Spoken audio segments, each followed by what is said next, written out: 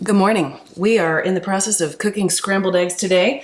I am going to do a what I eat in a day on a keto-friendly way of life. I have hair that is driving me nuts today, so forgive me for that. And yeah, today we're going to start off with some scrambled eggs.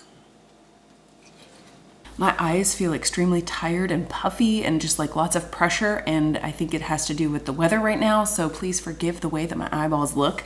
I have been wearing a CKM continuous ketone monitor since the 1st of the month, and it is now the 10th of the month because time slipped away from me so quickly. So today we are going to do a little what I eat in a day while following along with what my ketones do with the continuous ketone monitor.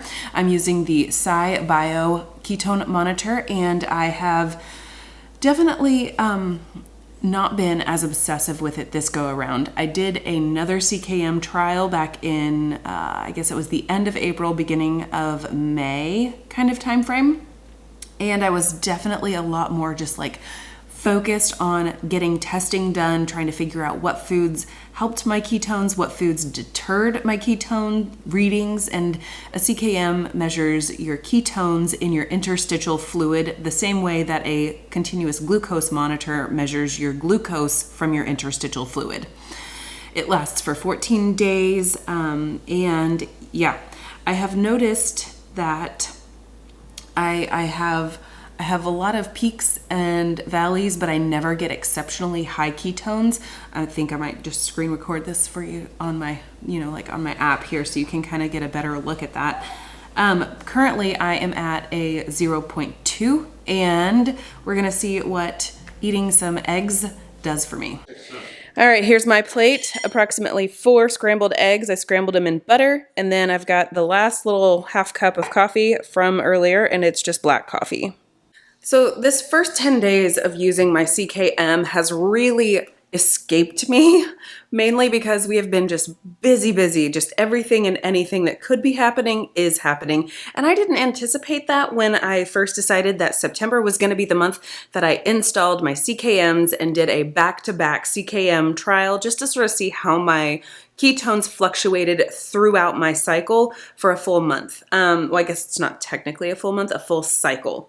So in the process of this particular experiment, I am just staying focused on doing daily life as I normally would and seeing just sort of what happens at my just base level standard operating procedure type of eating. And during this time, I've only had it register as being nutritional ketosis for approximately 33% of the time for, the past 10 days. And that doesn't seem very outlandish to me. My highest reading was a 1.2, and that was only a couple days into my actual usage of this sensor. And I've noticed a lot that my ketones are at their peak level around midnight every night.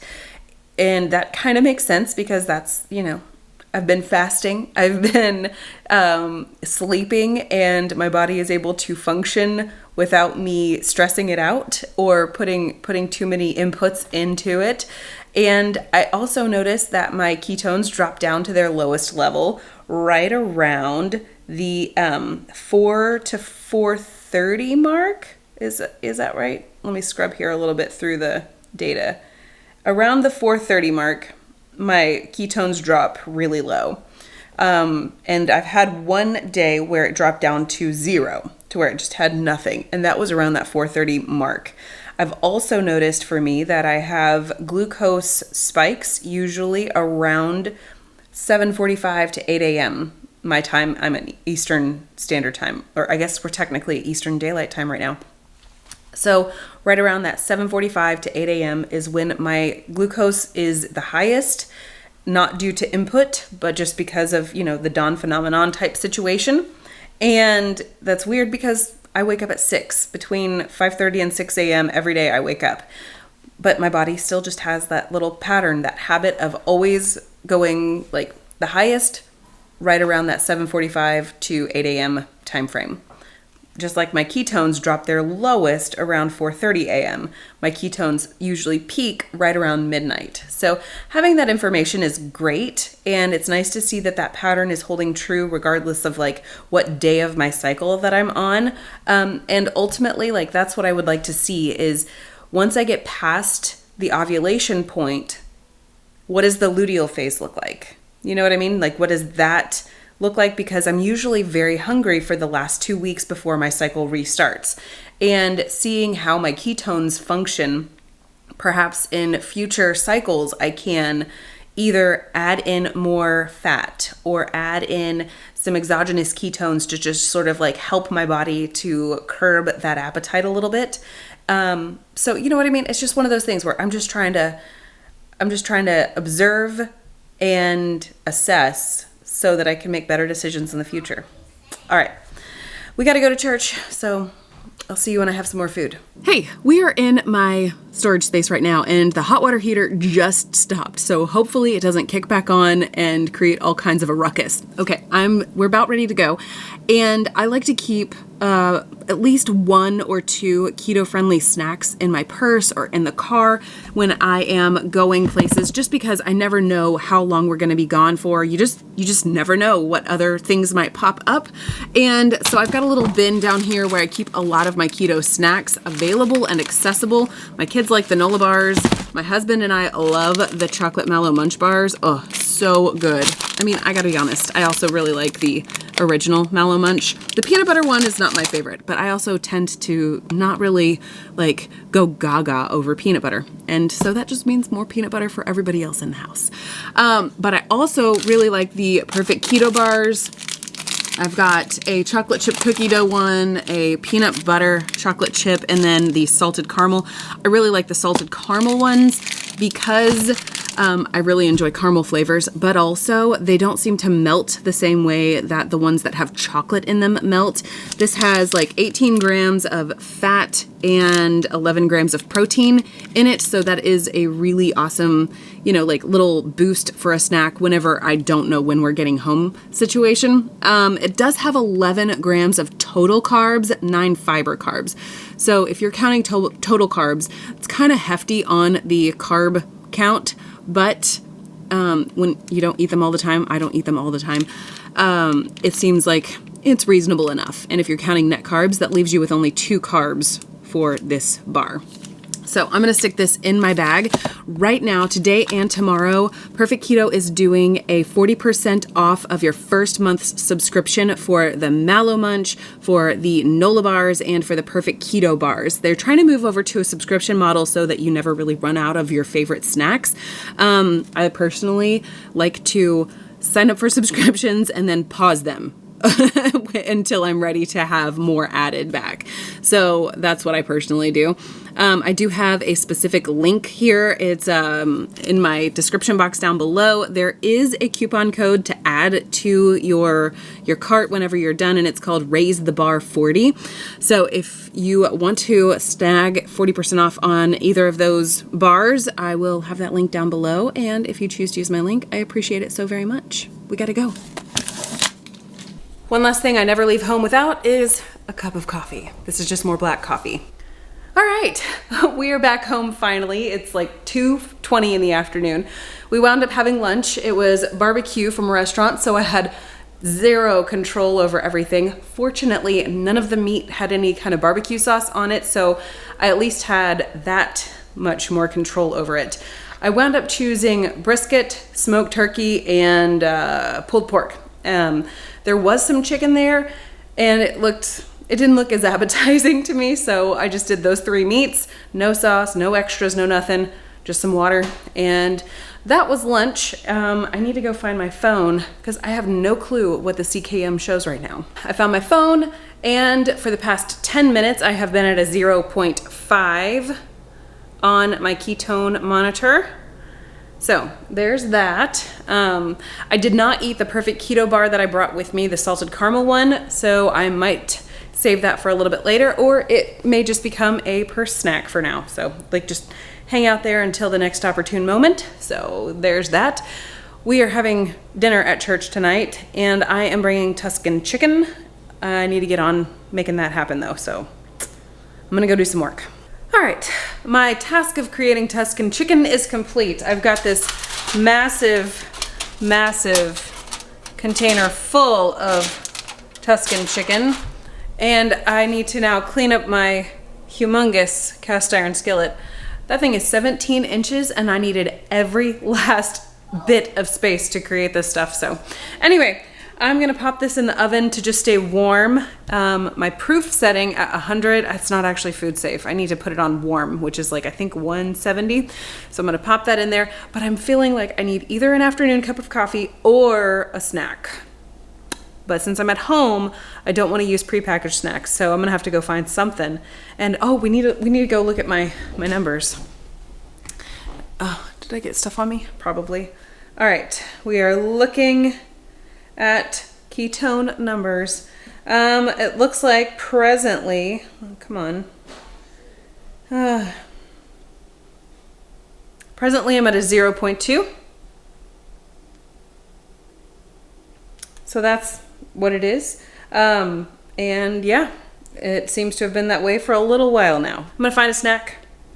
I'll be right back. Quick tangent, I had to change clothes. I realized I had Tuscan chicken sauce like from right about here all the way down my skirt. So that was fun. And so yeah, same day, different outfit. Tangent complete. Earlier this week, I put together 4 keto chows, 4 different flavors, and stored them in the fridge. This is really helpful to my husband. He likes to drink about half a keto chow a day right now as sort of like a pre-dinner appetizer, if you will. And sometimes he'll drink it in the evening. It's just kind of a dealer's choice on that one. But it's really helpful to have them pre-made in the fridge. And I do them with butter, half stick butter each. And I'm drinking the last half of a whole banana. So 1/2 of a banana keto chow made with butter is gonna be my snack right now. I was really thinking maybe I should do pepper jack cheese and pecans. But the Tuscan chicken has loads of heavy cream and loads of fresh grated Parmesan cheese. So I thought better of that and said, I'm going to not overindulge in the cheese right now. I'm just gonna drink some banana keto chow. And yes, this does have milk protein in it.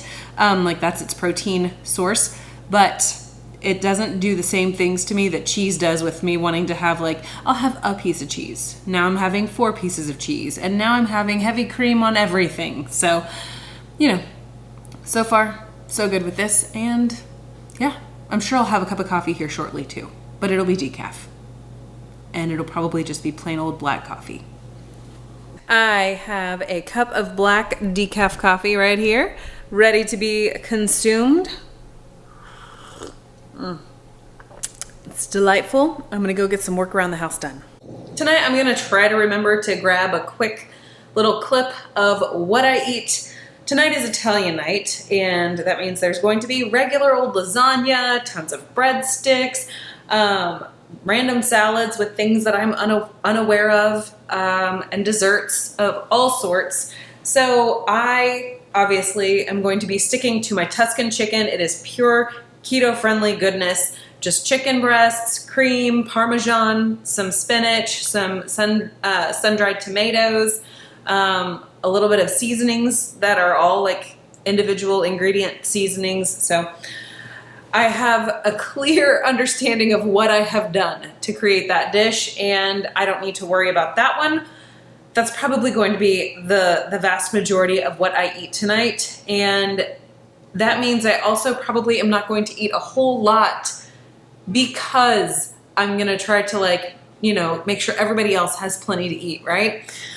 Which means I don't know if I should have something more than that half of a keto chow and be able to go into this with just like at least something else for myself. I've got some of my homemade frozen meatballs right now in the freezer that I could go ahead and cook up and bring along with me just as sort of like a safe food. That is something I never feel any shame in, is if I'm going somewhere and I know that the food is not likely to be friendly to my body, I am unashamed in bringing my own food. So Maybe I'll do that because I really don't want to I don't know how many people are going to be here. It could be, you know, it could be 12 people, but it could also be 60. So yeah, I think I'm going to pull some meatballs out.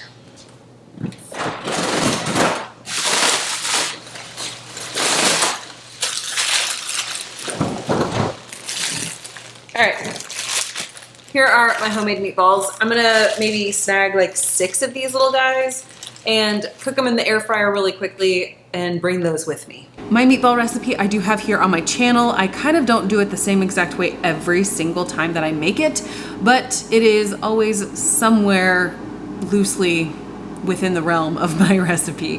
One thing I will say is that it's a little bit tedious to go through and hand dip out all of them and try to make them the same size or use a cookie scoop and, you know, constantly be rolling them and whatnot. Back in March or April, I can't quite remember the exact date, but it was, you know, late winter, early spring, I found these little silicone mold things.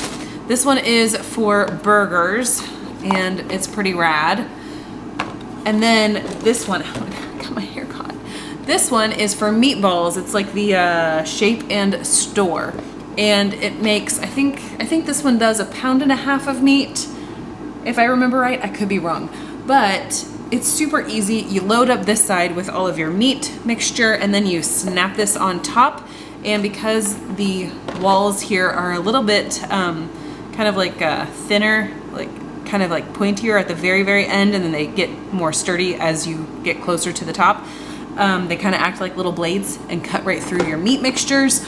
And then you just pop this in the freezer. And then once those are fully frozen, I stick them in just like a bag like this so that I can pull out a few at a time and make my life simple. I was also thinking this would make a really great mold for fat bombs to do, you know, if you're doing keto chow fat bombs or just like original regular fat bombs or my homemade Oreo chocolate, my Jared approved chocolate. If you're new here, you probably are unfamiliar with that. I have been part of the YouTube video content creation scene now since 2017, so there's a lot of a backlog there if you're curious about Oreo chocolate or Jared approved chocolate. 18 minutes later, I've got 6 of my homemade meatballs that are coming with me. I found these adorable little condiment containers that I'm trying out. This one I just filled up with my homemade mayonnaise because mayonnaise on meatballs is delightful if you haven't tried. And I've got my Tuscan chicken. Hopefully I'll remember to film a little clip of what I eat. We made it back home. It is pitch black outside and yeah, we're a little tired. I just had some Tuscan chicken, a few of my meatballs. I shared the others with Jared. And then I also had some caprese salad that another family brought. And that's the long and the short of it. I think I'm gonna call it quits tonight. If I do have anything else, it's probably just gonna be like a hot tea, just for something warm and comforting that's like herbal tea. So no added caffeine there. So here's the final look at today's readings on the CKM with SciBio.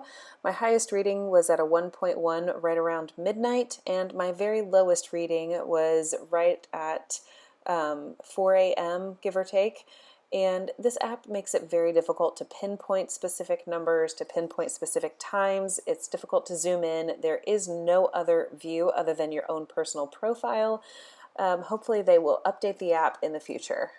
Thanks so much for being here. If you are curious about the CKM, I'm gonna direct you over here to this video and you can check it out over there with me.